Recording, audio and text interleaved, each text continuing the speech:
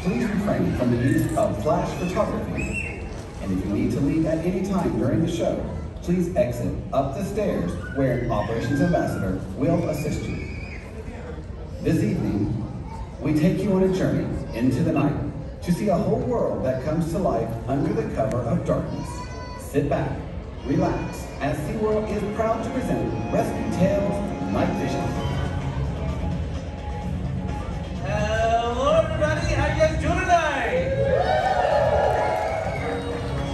Oh, we can do so much better than that. I said, how you guys doing tonight? Much better. Now, my name is JoJo, and this is Jillian and Christian, and we work for a company called Conservation Ambassadors. And we're actually based out of California, and what it is we do at our center is we give a home to rescue wildlife. Either to animals that have been injured somehow and can't be sent free back out to the wild. Those animals are sent to us at our center. Or other times we have a big problem, especially here in the United States. We have a problem with people trying to make pets out of wild animals. That never ever works. It's also against the law. Those animals are taken away and sent to our center as well. Then what we do is give these animals lots of love, lots of attention, and lots of food. And the animals that we can, we train to travel. Go see the school groups, giving us a chance to share some amazing rescued wildlife up close and personal. Now, we've actually been working very closely with SeaWorld over the last 26 years, and we've gotten to witness some of the amazing rescue work that SeaWorld's done. In fact, since SeaWorld first opened their gates, they have rescued and released over 40,000 animals. That definitely deserves a round of applause. Yeah, that's incredible. And they're some of the best at what they do. So when SeaWorld asked us to come share some of our rescue wildlife with you, we were super excited to do so. And we brought some awesome animals for you guys to meet. But tonight's show is different. Tonight we're sharing creatures that show their true colors under the cover of darkness. There's a whole world of activity that comes alive at night. And to show that, we brought some of our nocturnal friends for you guys to meet.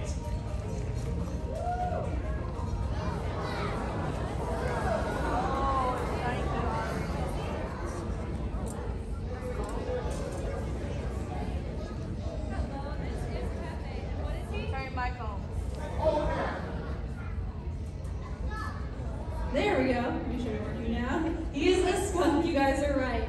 He is a striped skunk named for these beautiful racing stripes going down his back.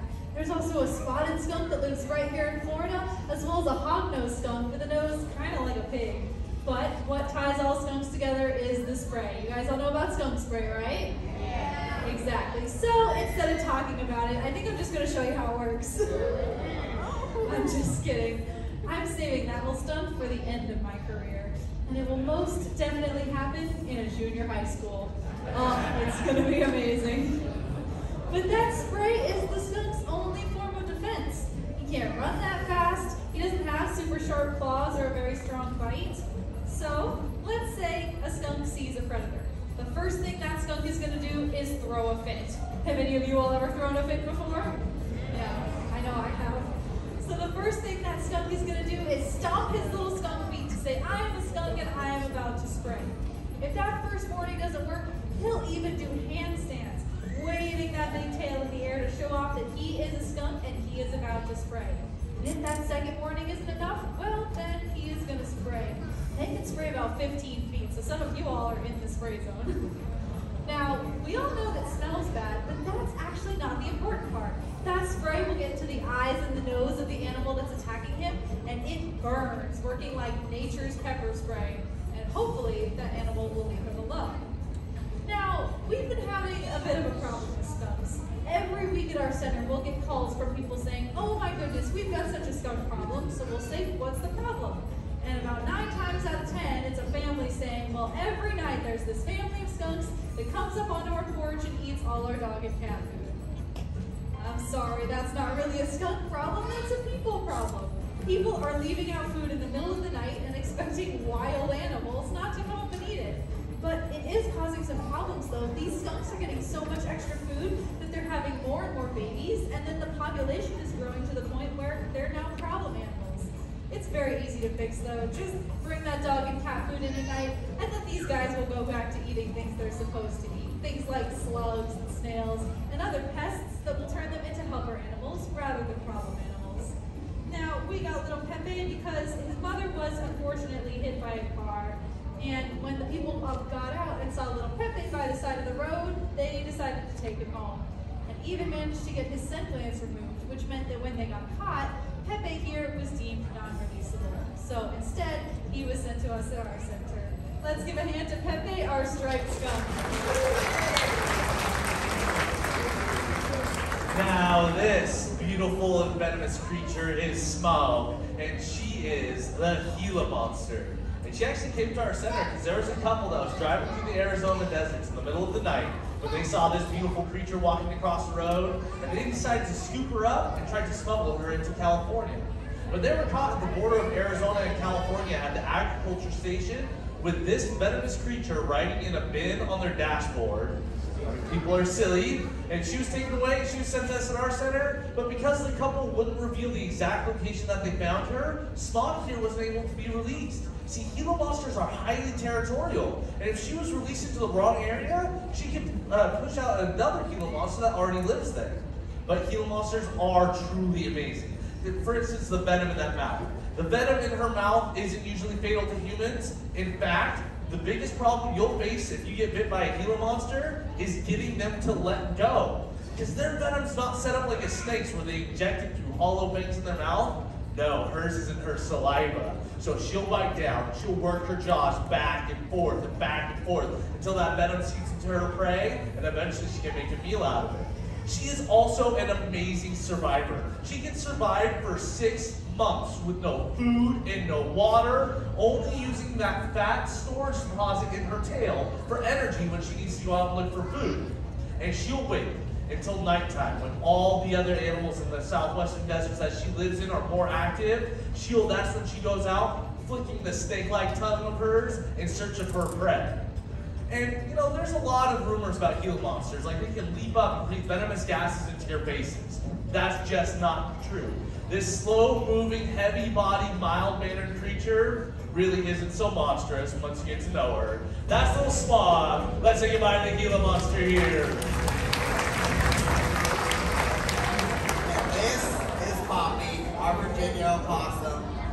Now, believe it or not, these are originally East Coast animals. They spread all across the United States while the railroad tracks were built. In fact, they were brought state to state as a food source. Now, little Poppy came to us one day. A lady was driving home at night. She saw a cute little fur ball run across the road, and she tried her best to stop, but she'd accidentally hit that fur ball. So she got out of her car and saw that it was an opossum. Now, she was smart. She'd done some research, and oh, big God. She read somewhere that opossums were marsupials. Now, we know marsupials are down with the pouch, but what do they keep in that pouch? What do they keep in that pouch? There we go. So she got down real low, she opened up that pouch, and what she found was 5 beautiful opossums. One of them, Big Poppy here. So she swooped them up, and she took them to the nearest rehab center, where they had the best chance of surviving and getting back out in the wild. Now they were doing great. They started eating, they're foraging for their own food. As they got bigger and stronger, they started climbing. They're even staying away from people, except for our little Big Poppy here, who they had found out was almost completely blind. Because of that, he was unable to be released out back in the wild with his siblings. But he's got a home with us.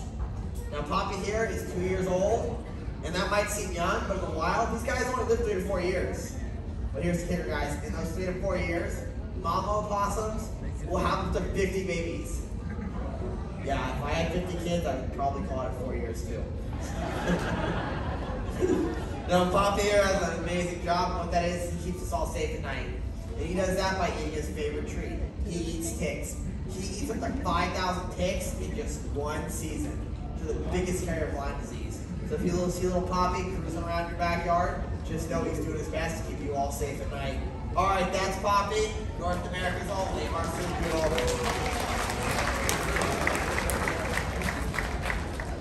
Now, this absolutely amazing creature is Boris, and he is the South American porcupine, otherwise known as the Quindu.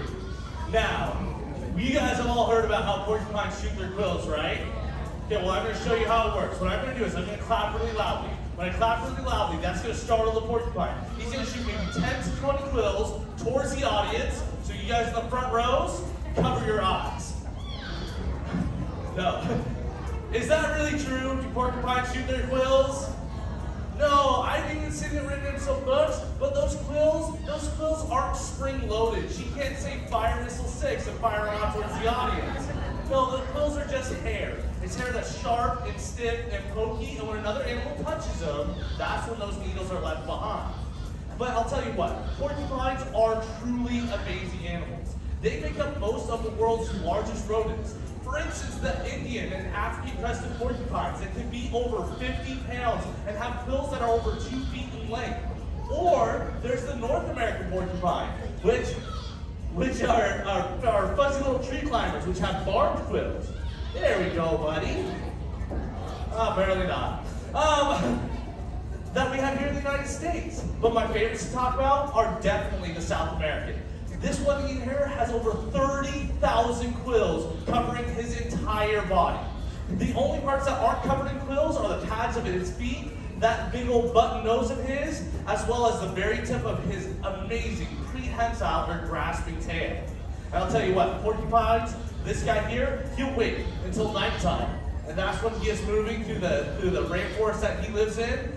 And he'll go out in search of grasses, leaves, roots, shoots, fruits. These guys here, they make their way through the canopies of the rainforest with utter confidence because of that amazing hairdo. It doesn't matter that there's predators in the rainforest that will try and eat this guy, but I'll tell you what, if a predator does come close, what he'll do is he'll shake his entire body like a big, spiky maraca, saying, "Back off, I make an extremely prickly meal."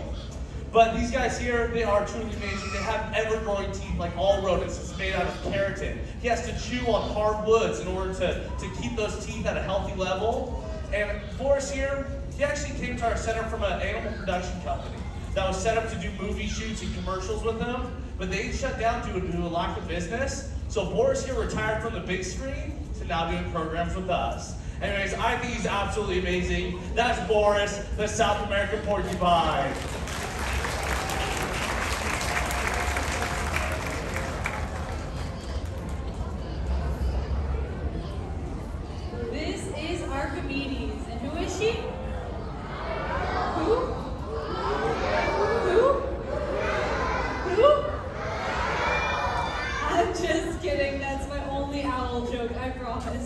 You guys are right, Archimedes is our great horned owl, and she gets her name for those beautiful feather tufts on the top of her head.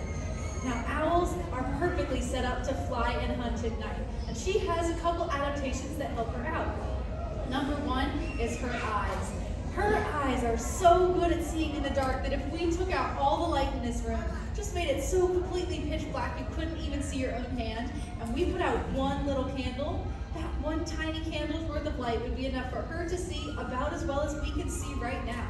But those eyes do have a problem though. They are so big and take up so much room in her owl skull that they are actually stuck, facing completely straight forward. So if she wants to look to the left, she has to turn her whole head to the left. To the left. Actors, am I right? And if she wants to look to the right, she has to turn her whole head to the right. Now, owls can turn their head how far around? Yeah, almost all the way around, about 270 degrees. It's not like the cartoons, they can't go around and around and around. If she tried, her head would probably pop right off. But they can do about 270 degrees. Now, the other thing that helps her out at night when she's hunting is in her wings. Her wings have specialized feathers called comb feathers that actually break up the wind and give her perfectly silent flight.